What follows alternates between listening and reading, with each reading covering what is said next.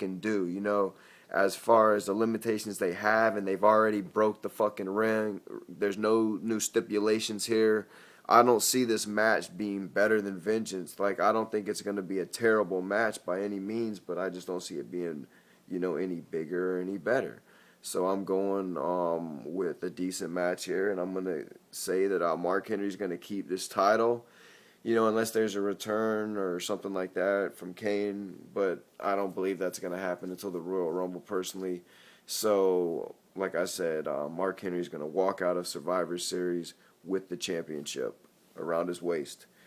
All right, now we're on to the fifth match of the night.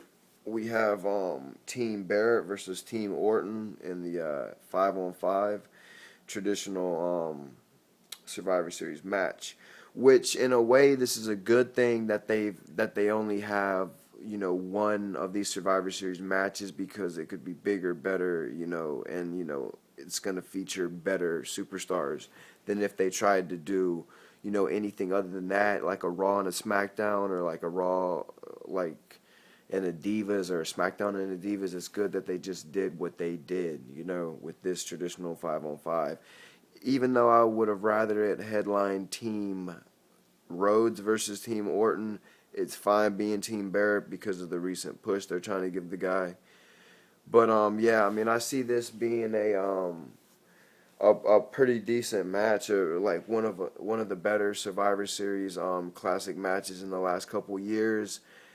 I see it going for a pretty good distance of time, hopefully more than 35 minutes, 40 minutes, something like that. I'm actually going to go on a limb here, and I'm going to say Team Barrett's going to pick up this victory, and I hope to see the last two competitors in the ring being Orton and Rhodes, and somehow, like, Rhodes getting the victory.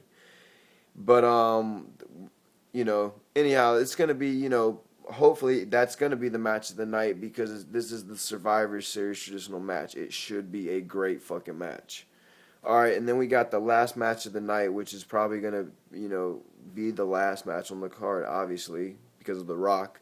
We got The Rock returning to Survivor Series, teaming with John Cena, never before, never again, versus The Awesome Truth.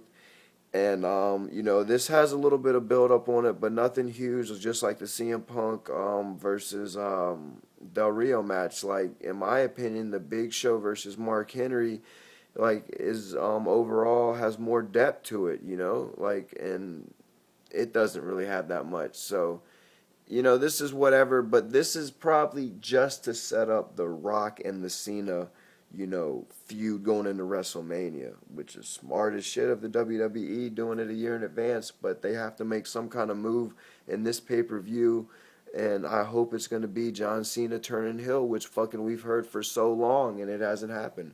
But yeah, I mean, I'm thinking that Cena's gonna turn heel, and that somehow it's gonna be planned to where, like, I don't know if he joins the Awesome Truth or whatever, but like he goes against The Rock, and I'm gonna go out on a limb for the second straight time and second straight match in a row, and I'm gonna actually go with the Awesome Truth, which a lot of people are probably gonna be like, why the fuck are you even doing that?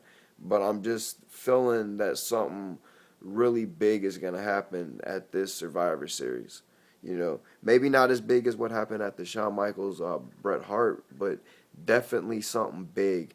And I mean, this has to be the pay-per-view of the year. We only have one more pay-per-view left in December, tables, ladders, and chairs, and that, cannot be what WWE stands for going into 2012. This has to be better than Money in the Bank, better than SummerSlam, better than Vengeance. And it's going to be hard to be better than Money in the Bank, but it somehow has to get the job done, because we have The Rock and Cena versus the Awesome Truth. I mean, we have good, I mean, not we, but the WWE has good matches on this card. So, if everything works out, this fucking pay-per-view should be the best of the year. I mean, it should be an 8.5 out of 10, I mean, it's not going to be like a WrestleMania 28, so if you don't have the money and you're looking to buy one, you need to save it, because there's going to be better fucking matches on the card, obviously. But is this going to be one of the better pay-per-views this year? Yeah.